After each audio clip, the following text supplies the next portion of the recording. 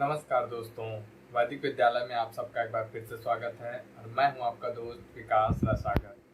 दोस्तों, आज के वीडियो में हम बात करने जा रहे हैं बहुपदों को भाग करने की परावर्त विधि के बारे में।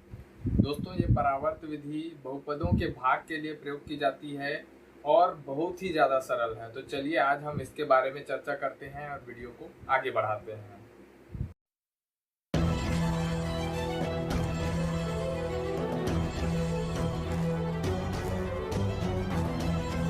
तो यहाँ पर हम लोगों ने दो बहुपद ले लिए हैं। पहला बहुपद है x की घात 3 ऋण 4x वर्ग ऋण 7x धन 10। इसको हम x ऋण 1 से भाग करें। चलिए भाग करना शुरू करते हैं।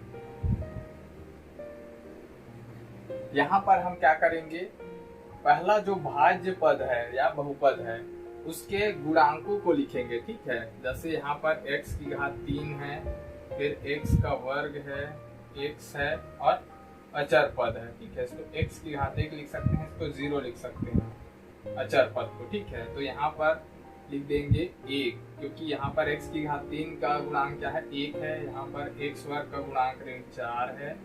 यहाँ x की घात 1 या x का गुणांक ऋण 7 है और अचर पद का गुणांक है 10। ठीक है, तो इस तरह से हम लोगों ने जो भाज्य बहुपद है उसको लिख लिया है। अब हम क्या करेंगे, भाजक बहुपद को लिखेंगे। तो भाजक बहुपद को हम किस तरह से लिखते हैं, भाजक बहुपद के मूल को लिखते हैं। ठीक है, तो इससे पहले के वीडियो में मैंने बताया था कि किसी भी संख्या का मूल या गुणनखंड का मूल निकालने के लिए क्या करते हैं, उसके बराबर शून्य करके उसका मान निकालते हैं। तो x ऋण 1 बराबर शून्य करेंगे, यहाँ पर x का मान आ जाएगा 1। ठीक है, तो इस तरह से x का मान 1 यहाँ पर रखेंगे या फिर x का मूल के रूप में हम इसको भाग देते हैं। ठीक है, इस विधि का उपयोग हम तभी करेंगे जब यहाँ पर जो हमको भाजक दिया गया है वो क्या हो, x के गुणांक के रूप में ही हो। x के गुणांक से बड़ा गुणांक या फिर x के वर्ग या x की घात 3 के रूप में अगर हमको भाजक दिया हुआ है तो हम इस विधि का उपयोग नहीं कर सकते, क्योंकि हमको यहाँ पर इसका मूल निकालना पड़ता है। ठीक है, मूल से हम भाग दे रहे हैं, आप देख सकते हैं। ठीक है, x ऋण 1 का मूल जो है हमको 1 प्राप्त हुआ और इस 1 से हम भाग कर रहे हैं। लेकिन अगर मान लीजिए x का वर्ग या x की घात 3 होगा तो उसका मूल हम डायरेक्टली नहीं निकाल पाएंगे। ठीक है, तो इसलिए हम इसका उपयोग केवल x के पद वाले, x की घात 1 वाले पदों के रूप में अगर दिया हुआ है बहुपद तभी करेंगे। ठीक है, तो चलिए आगे भाग करते हैं। तो भाग करने के लिए क्या करेंगे, यहाँ पर जो भी पहली संख्या दी हुई है उसको हम ऐसे ही उतार लेते हैं। ठीक है, और उतार लेते हैं। उतारने के पहले हम क्या करते हैं, यहाँ पर 0 लिख सकते हैं आप चाहें तो। ठीक है, क्योंकि यहाँ पर जो भी अंक हम लिखे हुए हैं उनके नीचे जो भी अंक आने वाले हैं, आगे हम प्रक्रिया करेंगे तो अंक आते जाएंगे, तो ऊपर और नीचे दोनों अंकों को हमको जोड़ना रहता है। तो यहाँ पर 0 लिखेंगे तो 1 और 0 को जोड़ने पर 1 ही आएगा। ठीक है, तो चलिए आगे करते हैं। अब यहाँ पर नीचे में जो भी संख्या आई है, इस 1 का यहाँ पर जो भी संख्या है उससे गुणा करेंगे तो 1 एकम 1 और जो भी उत्तर आएगा उसको इधर लिखेंगे। ठीक है, तो यहाँ पर 1 का 1 से गुणा करने पर 1 आ गया और ऋण 4 और 1 को जोड़ेंगे तो क्या आ जाएगा, ऋण 3 आ जाएगा इस तरह से। अब फिर से ऋण 3 का 1 से गुणा करेंगे तो ऋण 3 एकम ऋण 3 आ जाएगा।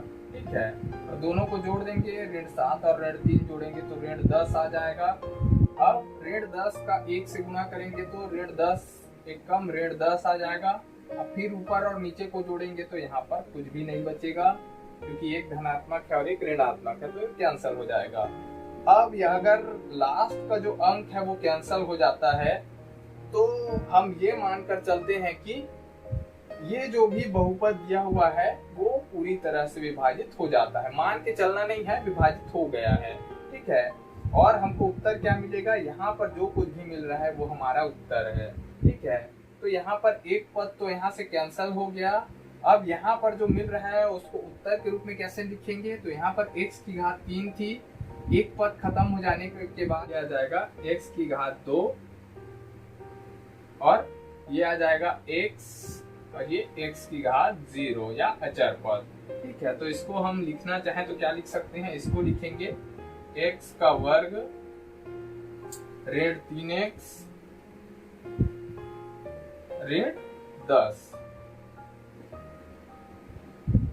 इस तरह से आप चाहें तो x वर्ग ऋण 3x ऋण 10 को x ऋण 1 से गुणा करके चेक कर सकते हैं कि हमारा जो आंसर आया है वो सही आया है कि नहीं। ठीक है, दोनों का गुणा करेंगे तो किसके बराबर आएगा, इस बहुपद के बराबर आएगा। ठीक है, तो आप चेक कर सकते हैं। अब इसके बाद इस विधि के जरिए हम गुणनखंड भी निकाल सकते हैं। गुणनखंड कैसे निकालेंगे, चलिए उसके बारे में देखते हैं। तो गुणनखंड निकालने के लिए यहाँ पर जो भाज्य बहुपद दिया हुआ है उनके मूल हमको पता होने चाहिए। जैसे कि एक मूल यहाँ पर क्या है, एक है, क्योंकि एक से ये जो बहुपद है वो पूरी तरह से विभाजित हो गया, यानी इसका एक मूल जो है वो एक है। इसी तरह से अगर हमको और मूल पता हो तो हम क्या कर सकते हैं, यहाँ पर जो भी बहुपद दिया हुआ है उसका गुणनखंड भी इस विधि से निकाल सकते हैं। ठीक है, तो चलिए इसका गुणनखंड निकालते हैं। जैसे कि मैं जानता हूँ कि इसका एक और मूल जो है वो ऋण 2 होता है, तो चलिए ऋण 2 से इसको भाग करते हैं। ऋण 2 से भाग करेंगे तो जैसा कि मैंने अभी अभी बताया कि पहला जो भी अंक है उसको डायरेक्टली लिख देते हैं, तो ऐसे ही लिख देंगे। उसके बाद ऋण 2 का 1 से गुणा करेंगे तो यह आ जाएगा ऋण 2। ठीक है, अब ऊपर नीचे के अंक को जोड़ेंगे तो ऋण 3 और ऋण 2 हो जाएगा ऋण 5। अब ऋण 5 का ऋण 2 से गुणा करेंगे तो ऋण 5 और ऋण 2 का गुणा करेंगे तो 10 आ जाएगा। और यहाँ ऋण 10 को 10 से जोड़ते हैं तो कुछ भी शेष नहीं बचेगा। ठीक है, तो इस तरह से ऋण 2 भी क्या है, इसका एक मूल है। ठीक है, अब उसके बाद यहाँ पर x का वर्ग वाला पद हम लोगों ने इससे पहले देखा था, उसमें भी एक पद कम हो गया, तो ये क्या हो जाएगा, x वाला पद हो जाएगा। ठीक है, ये हो जाएगा x वाला पद, ये x की घात 0 यानी अचर पद। तो इसका आंसर क्या आ रहा है, x ऋण 5। ठीक है, अब x ऋण 5 है यानी इसका एक मूल क्या होगा, 5 होगा। ठीक है, तो इस तरह से इस बहुपद के अगर हमको मूल निकालने के लिए बोलते हैं या गुणनखंड निकालने के लिए बोलते हैं तो गुणनखंड क्या क्या प्राप्त होंगे। एक तो पहला गुणनखंड था x ऋण 1, ठीक है, जिससे हम लोगों ने पहले इसको भाग किया था। दूसरा गुणनखंड क्या हो जाएगा, यहाँ पर ऋण 2 है जो कि क्या है, मूल है। ठीक है, तो x ऋण 2 को हम क्या लिखेंगे, ऋण 2 जो है इसका मूल है तो इसको लिखेंगे x धन 2। इसी तरह से दूसरा जो मूल है वो ऋण 2 है तो उसको क्या लिखेंगे, x धन 2, क्योंकि x धन 2 बराबर 0 करेंगे तो यहाँ से पक्षांतर होने के बाद इसका मान ऋण 2 हो जाएगा। अब लास्ट में यहाँ पर x ऋण 5 मिल रहा है तो x ऋण 5 भी इसका एक गुणनखंड है। ठीक है, तो इस तरह से हम मूल देख सकते हैं। 3 मूल क्या है, पहला मूल है 1, दूसरा मूल है ऋण 2 और तीसरा मूल है x ऋण 5 से निकालेंगे तो 5 को पक्षांतर करेंगे तो ऋण यहाँ से हट जाएगा और आ जाएगा 5। ठीक है, तो इस बहुपद यानी x की घात 3 ऋण 4x वर्ग ऋण 7x धन 10 का अगर हम मूल निकालते हैं तो मूल होगा 1 ऋण 2 और 5, और अगर गुणनखंड निकालते हैं तो गुणनखंड है x ऋण 1 x धन 2 और x ऋण 5। ठीक है, इन तीनों का गुणा करने पर हमको ये मिलेगा। ठीक है, चलिए एक बार गुणा करके भी देख लेते हैं। x ऋण 1 और x धन 1 का गुणा करते हैं। x का x ऋण 1 से गुणा करेंगे तो आ जाएगा x वर्ग ऋण x। उसके बाद धन 2 का गुणा करते हैं तो 2 का आ जाएगा 2x धन 2x और ऋण 2। ठीक है, ये आ जाएगा x वर्ग, उन दोनों को जोड़ना है ऋण x और धन 2x को, तो आ जाएगा धन x ऋण 2। अब इसके साथ हम क्या करेंगे, x ऋण 5 का और गुणा करते हैं, x ऋण 5। x का x वर्ग से गुणा करेंगे तो x की घात 3 आ जाएगा धन x वर्ग ऋण 2x। इसी तरह से ऋण 5 का x वर्ग से गुणा करेंगे तो ऋण 5x वर्ग, और ऋण 5 का धन x से गुणा करेंगे तो ऋण 5x, और ऋण 5 का ऋण 2 से गुणा करेंगे तो धन 10। ठीक है, अब इन सबको अच्छी तरह से जोड़ घटा करके लिख देते हैं तो x की घात 3 आ गया और यहाँ से x वर्ग और ऋण 5x वर्ग दोनों को जोड़ेंगे तो यहाँ पर घट जाएगा ये आपस में, क्योंकि चिन्ह अलग अलग हैं, चिन्ह बड़े का लगेगा तो बड़ा संख्या यहाँ पर 5x का वर्ग है, इसमें से x वर्ग को हटाएंगे तो 4x वर्ग आ जाएगा इस तरह से। इसी तरह से ऋण 2x में 7x दोनों जो है ऋणात्मक हैं तो ये आ जाएंगे, जुड़ जाएंगे, ये आ जाएगा 7x। ऋण 2x और ऋण 5x जोड़ने पर ऋण 7x आ जाएगा, धन 10। अचर पद एक ही है, यहाँ पर हम देख सकते हैं x की घात 3 ऋण 4x वर्ग ऋण 7x धन 10। ठीक है, तो इनका गुणनखंड हम लोगों ने यहाँ से निकाल लिया और यहाँ से इसका मूल भी निकाल लिया। साथ ही साथ हम लोगों ने इस विधि से भाग करना भी सीख लिया। तो इस तरह से आप कोई भी दो बहुपद दिए हुए हैं और उसमें जो भाजक है वो अगर x की घात 1 या फिर x के गुणांक के रूप में दिया हुआ है तो इस विधि का उपयोग करके आप उसका भाग कर सकते हैं और आसानी से उसका उत्तर प्राप्त कर सकते हैं। अगर यहाँ पर जो लास्ट का अंक है वो विभाजित नहीं होता है तो जो कुछ भी बच रहा है वो शेष फल होगा। ठीक है, तो दोस्तों एक और उदाहरण लेते हैं, ऐसा उदाहरण जिसमें हमको बहुपदों का भाग करने पर कुछ शेष फल प्राप्त होता है। तो परावर्त विधि से हम एक और उदाहरण देखने जा रहे हैं, इसमें हमको इसके भाजक में भी वेरिएशन देखने को मिल रहा है। ठीक है, तो चलिए हमने एक प्रश्न ले लिया है। प्रश्न में हमको भाज्य दिया हुआ है 6x की घात 3 ऋण 8x ऋण 7। इसको हमको दूसरे बहुपद 2x धन 1 से भाग करना है। ठीक है, तो इसको हल करना शुरू करने से पहले हमको क्या करना होगा, यहाँ पर जो भी भाजक दिया गया है उसको x के मूल के रूप में प्राप्त करना होगा। ठीक है, अब भाजक का मूल निकालना पड़ेगा। तो मूल निकालने के लिए क्या करेंगे, 2x धन 1 को 0 के बराबर करेंगे। अब यहाँ से धन 1 को इधर पक्षांतर करेंगे तो ऋण 1 आ जाएगा, 2x बराबर आ जाएगा ऋण 1। अब उसके बाद 2 को भी पक्षांतर कर देंगे, x बराबर आ जाएगा ऋण 1/2। ठीक है, तो इस तरह से हमको इसका मूल प्राप्त हो गया, यानी हमको भाग जिससे करना है वो प्राप्त हो गया और वो है ऋण 1/2। ठीक है, इसको हल करते समय आपको एक बात का हमेशा ध्यान रखना है कि यहाँ पर जो भी हमको भाजक दिया गया है वो x के रूप में ही होना चाहिए, x के बड़ी घात के रूप में नहीं होना चाहिए। यानी x का वर्ग, x की घात 3, x की घात 4 इस तरह से बड़े घात के रूप में नहीं होना चाहिए, वो केवल x के रूप में होना चाहिए, तभी हम परावर्त विधि का उपयोग कर पाते हैं।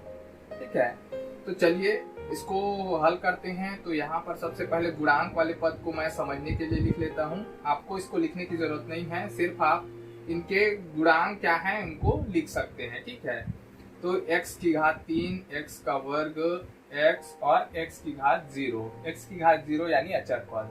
यहाँ x की घात 3 का गुणांक क्या है, 6 है। x वर्ग का गुणांक कुछ नहीं है तो 0 लिख देंगे। इसी तरह से x का गुणांक क्या है, ऋण 8 है तो ऋण 8 लिख देंगे। इसी तरह से अचर पद ऋण 7 है तो ऋण 7 लिख देंगे। शुरू में हमको जो भी अंक मिलता है उसको हम डायरेक्टली ऐसे ही लिख देते हैं। ठीक है, तो डायरेक्टली हम नीचे में लिख देंगे। अब यहाँ पर जो भी अंक है उसका क्या करेंगे, यहाँ पर जो भाजक है उससे गुणा करेंगे। ठीक है, तो 6 का ऋण 1/2 से गुणा करते हैं, 6 गुणा ऋण 1/2 तो 2 एकम 2 तिया कितना आएगा, ऋण 3 आएगा। ठीक है, तो ऋण 3 लिख देते हैं। अब इस ऋण 3 का हम क्या करेंगे, शून्य से योग करेंगे, शून्य से योग करेंगे या जोड़ेंगे तो उत्तर कितना आएगा, ऋण 3। ठीक है, अब उसके बाद इस 3 का हमको क्या करना पड़ेगा, 1/2 से गुणा करना पड़ेगा तो ऋण 3 गुणा ऋण 1/2 तो ये आ जाएगा 3/2। ठीक है, तो इसको लिख देंगे हम लोग 3/2। अब 8 और 3/2 को हमको जोड़ना है, ऋण 8 और 3/2। ठीक है, तो 2 यहाँ लघुत्तम आ जाएगा। ठीक है, इसके बटे में कुछ नहीं है तो बटे 1 लिख देंगे। अब उसके बाद लघुत्तम 2 से क्या करेंगे, 1 का भाग करेंगे तो 2 बार जाएगा और 2 का 8 से ऋण 8 से गुणा करेंगे तो ये आ जाएगा ऋण 16। ठीक है, अब यहाँ इसके 3/2 के बटे में 2 है ही, है ना, तो 2 से 2 का भाग करेंगे तो 1 बार जाएगा और 1 का 3 से गुणा करेंगे तो 1 तिया 3। ठीक है, तो इस तरह से आ जाएगा ये ऋण 16 धन 3/2। अब ऋण 16 में 3 जोड़ेंगे तो क्या आ जाएगा, ऋण 13 आ जाएगा। ऋण 13/3, 13/2, ठीक है। अब ऋण 13/2 यहाँ पर आ जाएगा इस तरह से। अब इसको फिर से हम क्या करेंगे, ऋण 1/2 से गुणा करेंगे, ठीक है। ऋण 13/2 गुणा ऋण 1/2, तो ये आ जाएगा, कितना आ जाएगा, 13 का 1 से गुणा करेंगे तो 13 कम 13, और 2 का 2 से गुणा करेंगे तो 4, और ऋण का ऋण से गुणा करेंगे तो धन आ जाएगा। तो 13/4 आ गया, ठीक है। तो ये आ जाएगा 13/4। अब 13/4 और 7 को जोड़ना है, तो 13/4 धन ऋण 7, ठीक है। यहाँ 4 लघुत्तम आ जाएगा, ठीक है। और 4 से 4 को भाग करेंगे तो 1 आएगा, 1 का 13 से गुणा करेंगे तो 13 आ जाएगा, धन इसके बट्टे में कुछ नहीं है तो 1 मान लेंगे। 1 का 4 से भाग करेंगे तो 4 बार जाएगा, और 4 का ऋण 7 से गुणा करेंगे तो 7 चौक 28 आएगा, ठीक है। इस तरह से 28 में से 13 को हमको घटाना पड़ेगा, क्योंकि दोनों के जो चिन्ह है वो अलग अलग हैं। अब घटा देते हैं तो आ जाएगा इसमें 5 और 1 15, ठीक है। ऋण 15/4, ठीक है। तो ऋण 15/4। अब जैसा कि हम देख सकते हैं, ऋण 7 के बाद इधर कोई और अंक नहीं है, यानी ऋण 7 इसका लास्ट है, और लास्ट हमको यहाँ पर 0 प्राप्त नहीं हो रहा है, ठीक है। हमको कुछ न कुछ यहाँ पर प्राप्त हो रहा है शेष फल, यानी ये जो भी हमको बहुपद दिए हुए हैं ये पूरी तरह से विभाजित नहीं होते हैं। पूरी तरह से विभाजित नहीं होते हैं तो क्या मिलेगा, हमको शेष फल मिलेगा। अब सबसे पहले बात करते हैं कि भागफल कितना प्राप्त होता है। तो भागफल निकालने के लिए हम क्या करेंगे, यहाँ पर जो भी हमको अंक मिला है उसमें 2 का भाग करेंगे। 2 का भाग इसलिए करेंगे क्योंकि यहाँ पर हम जो भी भाजक ले रहे हैं उसमें एक तरह से हम 2 का भाग कर रहे हैं। 2x धन 1 बराबर 0 करके क्या कर रहे हैं, 2 से भाग कर रहे हैं। 2 से भाग करेंगे तो क्या आ जाएगा, ये x धन 1/2 बराबर 0, ठीक है। और x धन 1/2 अगर आता है बराबर 0, अब x को 1/2 को पक्षांतर करेंगे तो x बराबर आ जाएगा ऋण 1/2, ठीक है। तो यहाँ पर एक तरह से 2 का गुणा हो रहा है।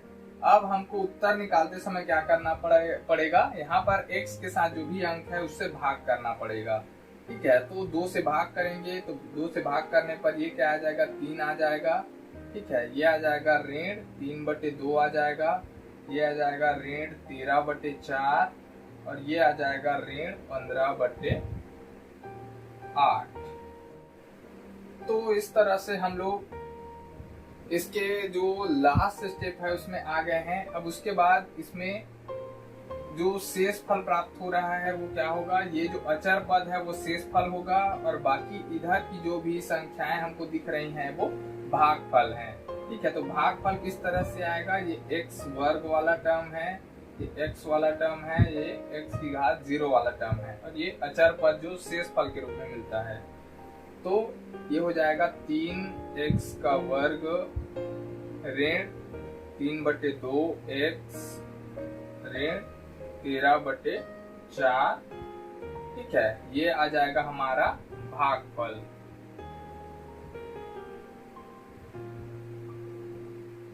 इसी तरह से शेष फल की हम बात करते हैं तो शेष फल आएगा ऋण 15/8, तो शेष फल आ जाएगा 15/8। शेष फल के लिए ये जो लास्ट आ रहा है उसको लेंगे, और भागफल के लिए लास्ट से जो पहले है अचर पद को छोड़ करके बाकी जो भी पद हमको दिख रहे हैं उसको लेना है, ठीक है। और अगर हमको जो भागफल भाजक दिया हुआ है वो किसी संख्या से x का गुणा करके दिया हुआ है तो उसको क्या करेंगे, हम उससे भाग करके आंसर निकालेंगे। ठीक है। अगर आप इसको डायरेक्टली लिख देंगे तो जो भी हमको आंसर मिलेगा वो डबल डबल मिलेगा। यहाँ पर 6 है तो 6x का वर्ग ऋण 3x ऋण 13/2, तो ये जो आंसर मिलेगा वो गलत होगा। ठीक है, तो इसका ध्यान रखना है, इसको पहले देख लेना है। तो इस तरह से आप शेष फल प्राप्त होने वाले जो बहुपद हैं उनको भी हल कर सकते हैं। ठीक है, काफी आसान है और एक दो बार आप इसको देख करके आसानी से इस प्रक्रिया को सीख सकते हैं। तो दोस्तों इस वीडियो में इतना ही। ये वीडियो आपको कैसा लगा कमेंट करके जरूर बताइएगा। वीडियो अच्छा लगे तो वीडियो को लाइक कर दीजिएगा, साथ ही साथ अपने दोस्तों के साथ शेयर कर दीजिएगा। दोस्तों चैनल में नए हैं तो प्लीज चैनल को सब्सक्राइब कर लीजिएगा और साथ ही साथ बेल के आइकन पर भी क्लिक कर दीजिएगा, ताकि जब भी नए वीडियो इस चैनल पर अपलोड किया जाए तो उसका नोटिफिकेशन आपको सबसे पहले मिल सके। दोस्तों मिलते हैं अगले वीडियो में, तब तक के लिए